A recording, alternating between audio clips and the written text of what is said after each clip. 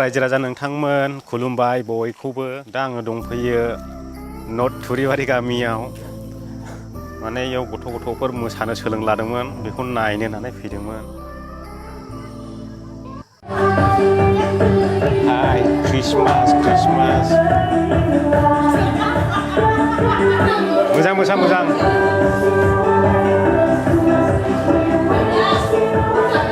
बे प्रि क्रिसमासआ खुंगोन जाहैबाय नयथा मण्डलिजों आरो थुरिबारि मण्डलियाव खुंगोन, थुरिबारि केथलिक मण्डलियाव खुंगोन। थ' नोंथांमोनाबो गोसोब्ला फैनो हागोन। बियो आं एड्रेसखौ खिन्थाना हरनि, एसे खाथि खाला नैबे बेंटल खैला मैला आमगुरि रानिजरा बेफोरबायदिनो फैनो हागोन। गोसोब्ला बेरायफैनो हागोन। फुंनिफ्राय सानसे जागोन 13 तारिखआव। थ' आं एड्रेसखौ खोन्थाहरनायसै।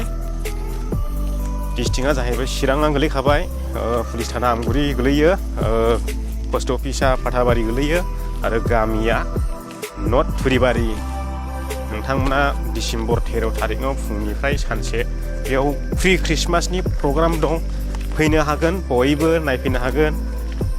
आंबो बेखौनो एसे बुरै पार्टि गथ'फोर मोसानो सोलोंदों बेखौ नायनो फैदोंमोन। दा नोंथांमोना एसे देखायजोबगोन माबायदि मोसादों।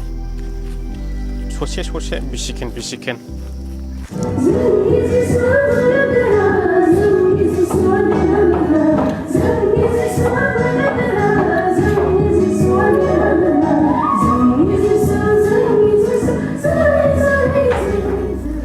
बेखिनि खोथाखौनो नोंथांमोननो खिन्थानो सानदोंमोन एडभान्सै। थ' नोंथांमोनाबो फैनो हानाय बायदि। होमब्ला भिडिअखौ गोबाव खालामालासेनो बेयावनो दोनथ'नाय जासिगोन। नोंथांमोना भिडिअखौ मोजां मोनदोंबा लाइक होदो आरो चेनेलाव गोदान बावनानै चेनेलखौ प्लिज साबस्क्राइब खालाम आरो हायोबा शेयार खालाम। खाथिनि बेल आइकनखौ थुनो दाबाव। बाय बाय।